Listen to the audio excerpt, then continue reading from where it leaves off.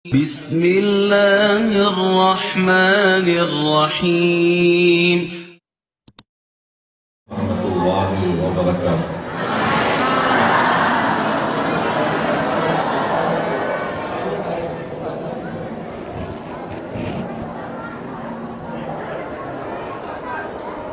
الحمد لله رب العالمين. أشهد أن لا إله إلا الله وحده لا شريك له ولي الصالحين، وأشهد أن سيدنا ونبينا محمدا عبده ورسوله الصادق الأمين. اللهم صل وسلم وبارك على سيدنا محمد وعلى آله وصحبه ومن تبعهم بإحسان إلى يوم الدين. سبحانك لا علم لنا إلا ما علمتنا إنك أنت العليم الحكيم.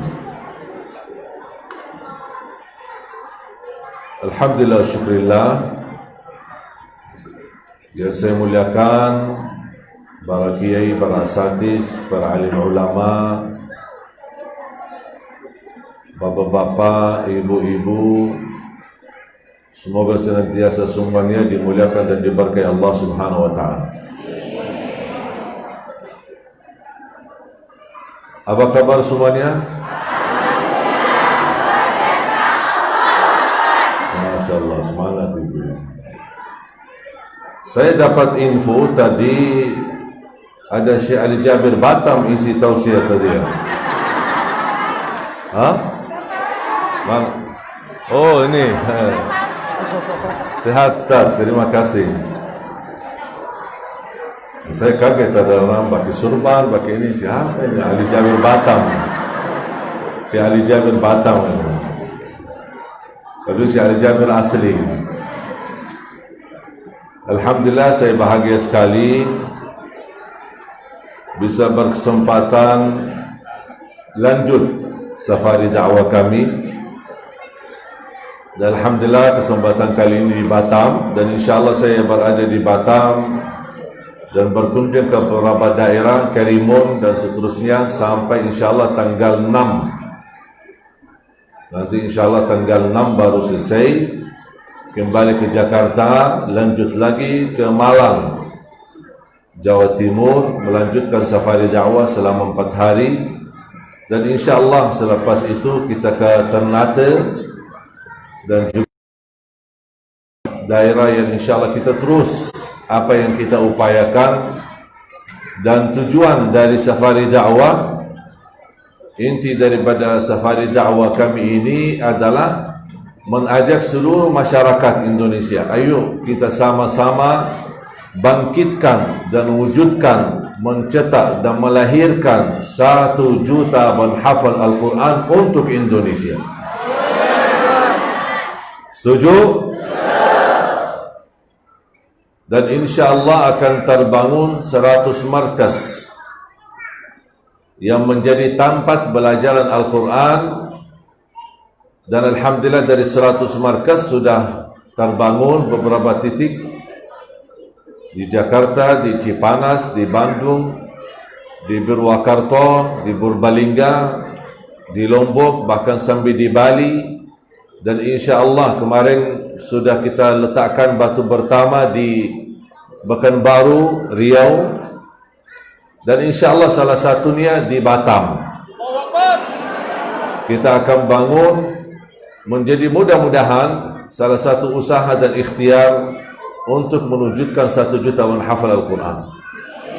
Impian saya setiap masjid memiliki imam penghafal Al-Quran 30 juz. Bacaannya sama dengan bacaan Nabi Muhammad sallallahu alaihi wasallam. Iman kita bisa baca seperti Nabi Muhammad? Sangat bisa. Ada ilmunya.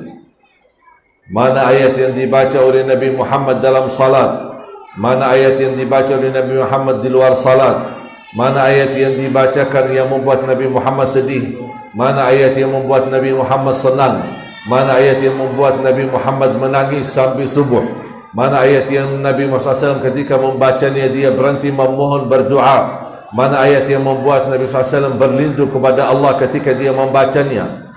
Semua ada ilmunya. Makanya salah satu target dan usaha kami, setiap orang di bawah binaan kami tamat hafal Al-Quran, kami hadiahkan umrah. Buat apa umrah? Sebenarnya tujuan saya bukan umrah saja, tapi saya punya tujuan untuk bagaimana orang yang kita kirim untuk umrah sekalian bisa setor hafalan di hadapan imam besar Masjidul Haram dan Masjid Nabawi.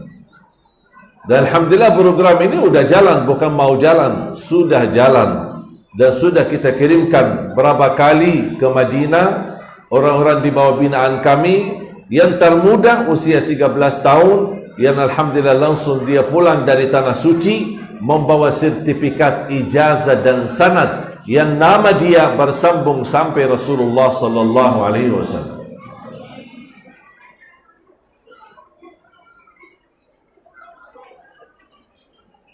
Saya selalu berdoa, ya Allah, aku mohon jangan cabut nyawa saya sampai menjadi kenyataan 1 juta menghafal Al-Quran untuk Indonesia,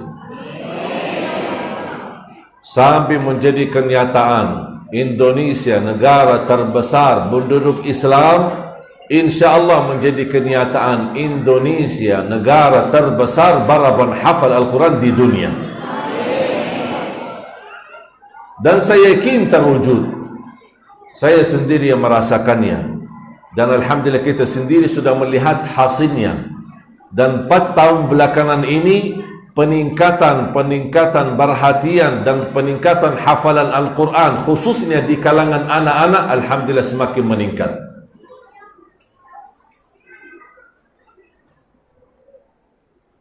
Rumah tahfiz di mana-mana, pesantren di mana-mana. Bahkan anak-anak beserta hafiz Indonesia ketika mereka pulang ke kampung yang biasanya teman-teman sekampung bermain-main, ketika mereka ini bisa tampil di acara hafiz Indonesia, pulang ke kampung ternyata anak pemain-pemain di kampungnya ikut belajar Al-Quran bersama-sama. Dan jujur saja Bapak Ibu, pernah kita ada seorang teman mau bikin di Arab, namanya Hafiz Arab, dan mereka meminta bagaimana bisa membantu membuat sistem programnya yang bisa ditayangkan di TV sama dengan Hafiz Indonesia. Habis kita garapkan dan kita siapkan materinya, metodenya dan cara pelajarannya dan lain sebagainya, dan kita membuka pendaftaran. Kita ingin melihat, dan salah satu syarat harus di bawah usia 10 tahun, tak boleh lebih. Apa kira-kira hasilnya? Jujur saja gagal. Kenapa gagal? Karena tidak menemukan jumlah yang banyak di bawah usia 10 tahun hafal Al-Quran hanya di Indonesia. Allahu Akbar. Wallahi itu hadiah besar.